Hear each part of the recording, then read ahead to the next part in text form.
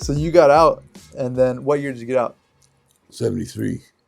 You got out at 73, and then what is the first thing you do?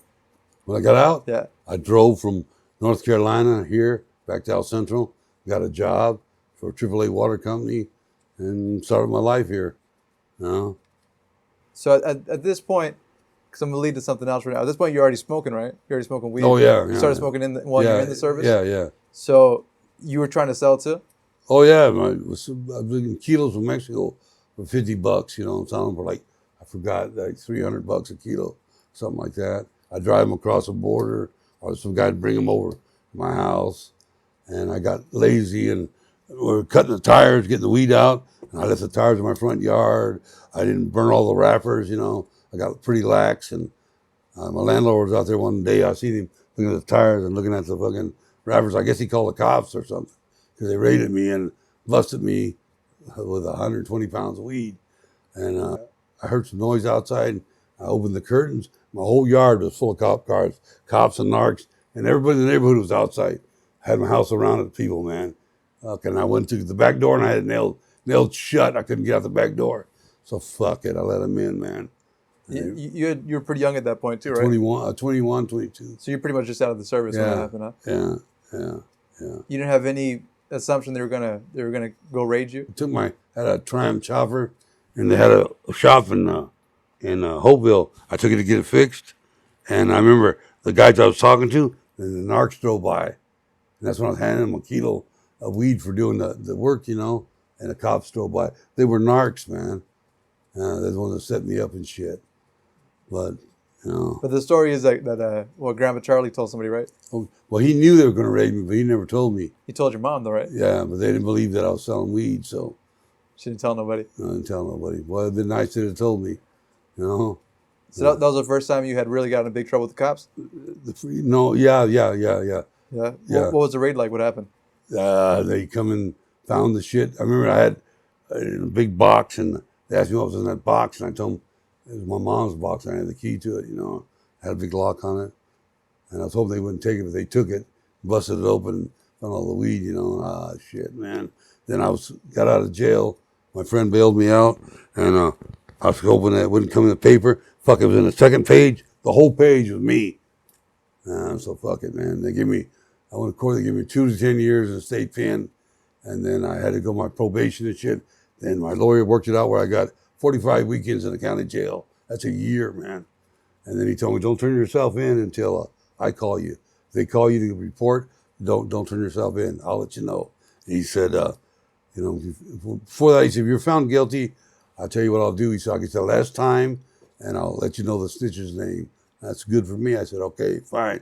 Well, I went to my probation and shit, and they I had a cousin named Eddie Gray, same name as me, man. They went to his house looking for me. They had my picture and his folder, or my folder, and his picture or whatever. And his wife told me, this ain't him. Go to his fucking house. And she called me, hey, narcs coming to your house, man. They just come over here looking for you, you know. Well, they knew they fucked up. I had weed in the house. I had it under the bed and shit. And they came and were searching my house.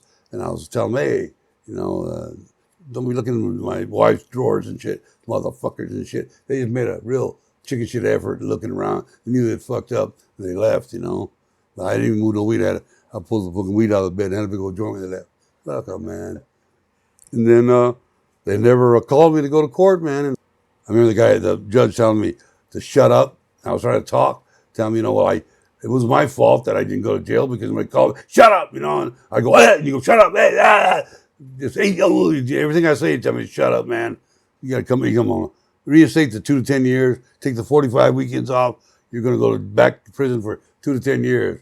You gotta call your lawyer. I called my lawyer. About 3 minutes later, it's all over with, man.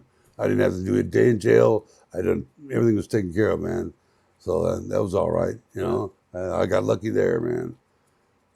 I'm probably the only one that went to county jail and was released with no charges. If I'd be quiet, I was in there calling Marine Corp cadence and keeping the jail awake all night.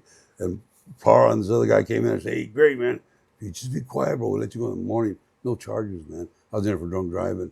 That was good. I didn't get no charges there. And I've been to jail before get an OR, the OR sergeant. He'll let you out on OR if he wants to, you know.